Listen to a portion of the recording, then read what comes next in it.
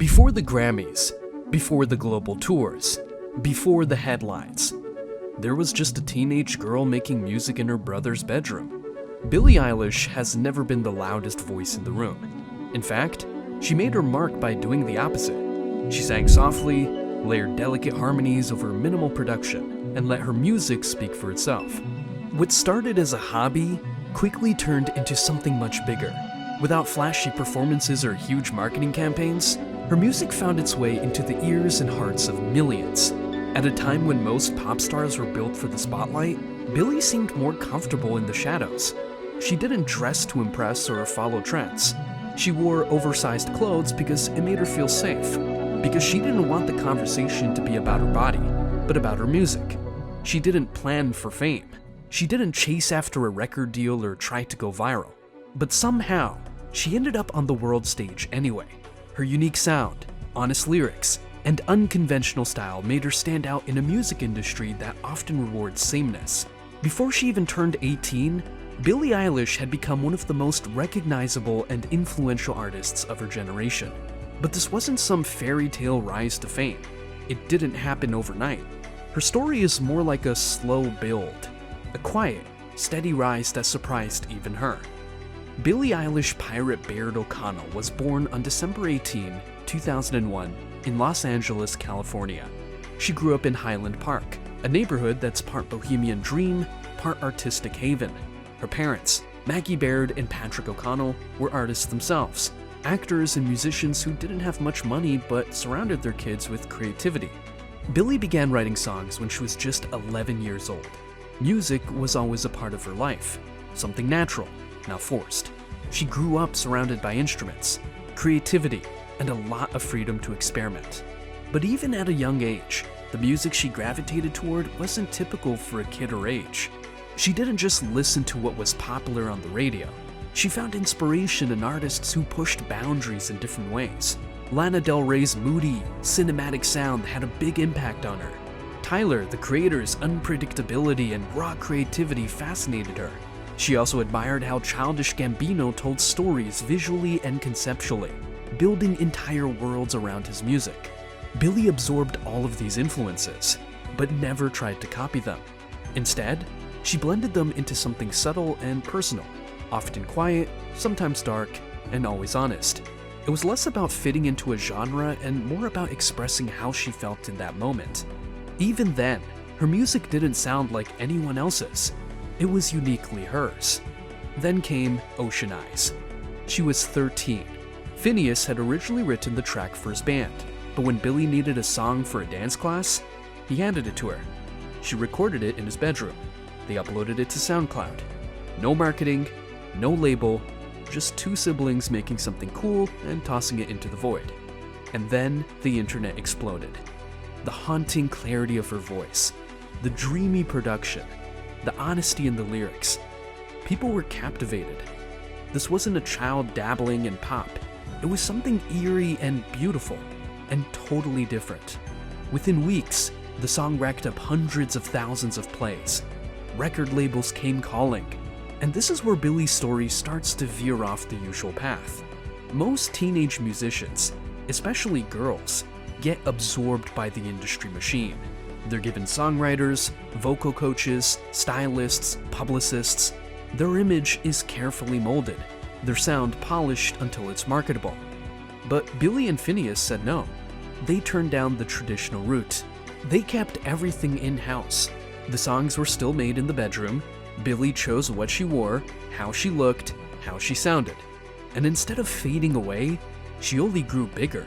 In 2017, she dropped her debut EP, Don't Smile at Me, a strange, shadowy body of work filled with songs about heartbreak, murder, jealousy, and sadness. Songs like Bellyache, where she sings from the perspective of a killer, or I Don't Want to Be You Anymore, where she quietly confesses to self-doubt and depression. Critics didn't know what to call her. Was she pop? Was she alternative? Was she sad girl Tumblr music? But the fans didn't care. Billie was giving them something they couldn't find anywhere else: authenticity. She didn't want to be sexy. She didn't want to be cool. She wanted to be real. She wore oversized clothes, not as a fashion statement, but as armor.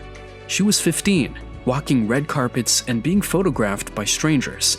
People speculated about her body, her face, her posture, the way she looked at the ground. So she hid, not to deceive, but to protect herself.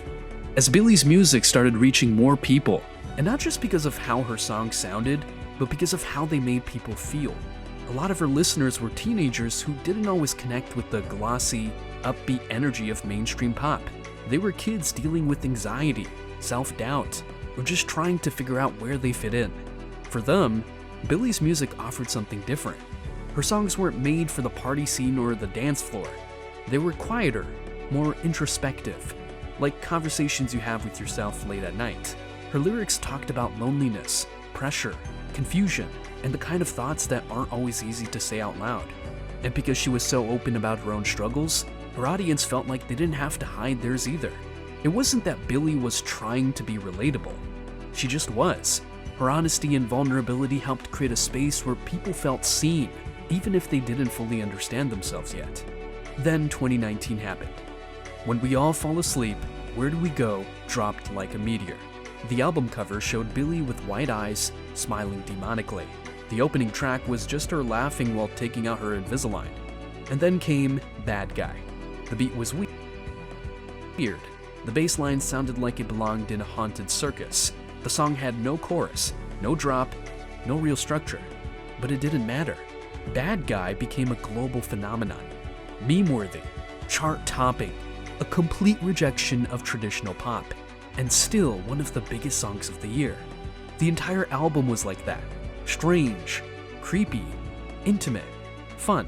It wasn't trying to sound like the future of pop. It just accidentally became it. The numbers were insane. It debuted at #1 in the US, the UK, Australia, Canada, and more. It sold millions. It streamed billions. Billie was now not just a pop star, she was the pop star. But success comes with the spotlight, and the spotlight shows everything. As Billie became more well-known, the attention around her started to change. Suddenly, everything she did was analyzed and discussed. The way she dressed, the way she spoke in interviews, even the time she didn't speak much at all. It all became part of a larger conversation that she didn't always ask to be part of. Some people said she was too quiet. Others said she was trying too hard to be different. She was called too dark, too emotional, too serious for someone so young. At the same time, others criticized her for not speaking out enough on certain issues, or for speaking out too much on others. It often felt like no matter what she did, someone had a problem with it. In 2020, the world saw just how invasive fame could be. Billie was photographed in a tank top by paparazzi, and the internet exploded. Articles, tweets, threads, all about her body. About a 17-year-old girl doing nothing but existing. She later said that moment changed her. It showed her how obsessed the world was with women's bodies, how fame didn't come with protection, it came with the magnifying glass. And yet, that year, she still made history. At the 2020 Grammys, Billie Eilish swept all 4 major categories: Album of the Year, Record of the Year, Song of the Year, and Best New Artist. She was the youngest artist to ever do it, and she looked terrified. Because Billie never wanted to be a star. Not like that. She wanted to make things. The rest was noise. In 2021, she released Happier Than Ever, a stunningly raw and emotional follow-up. Gone were the black and green colors. Gone were the horror movie visuals. In their place was blonde Billie, still sad, still honest, but more mature, more in control. The album told a story of growing up in the industry, of dealing with betrayal, of finding herself.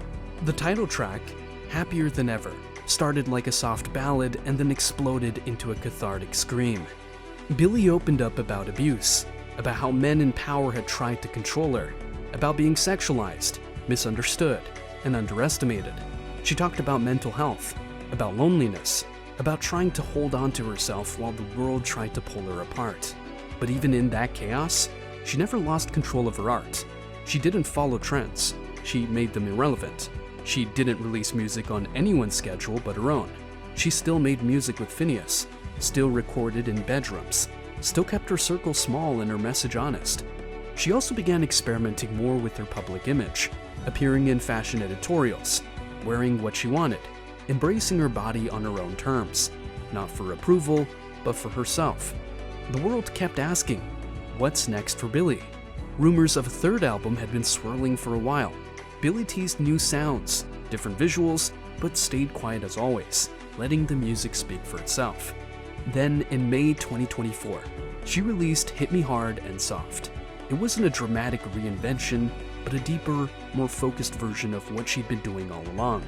10 carefully crafted tracks, produced once again by Phineas, blending softness with intensity. There were no advanced singles or major promotions, just an album meant to be heard from beginning to end. Lyrically, it explored familiar themes, loneliness, identity, heartbreak, but with more clarity and confidence. Songs like Lunch stood out for their openness, while tracks like The Greatest and Blue revealed the quieter, more reflective side of Billie. The album didn't try to chase headlines, it just tried to connect, and it did. Honest, understated, and fully her. And that's the core of her story. Billie Eilish is not perfect. She doesn't pretend to be. She's awkward, sensitive, smart, insecure, confident, quiet, loud, all at once. She talks openly about therapy, about social media ruining her self-esteem, about fame not being a dream, but something you survive. And maybe that's why people connect with her so deeply. Because in a world obsessed with filters and personas, Billie Eilish is just human. She's not here to play the game. She's here to break it. She doesn't release songs because she has to. She releases them because they mean something. She doesn't change her image to stay relevant. She evolves because she grows. She's never been part of the machine. She built her own. From a SoundCloud upload to the Oscars. From Highland Park to global stages. From whispered vocals to the voice of a generation. This was the insane true story of Billie Eilish.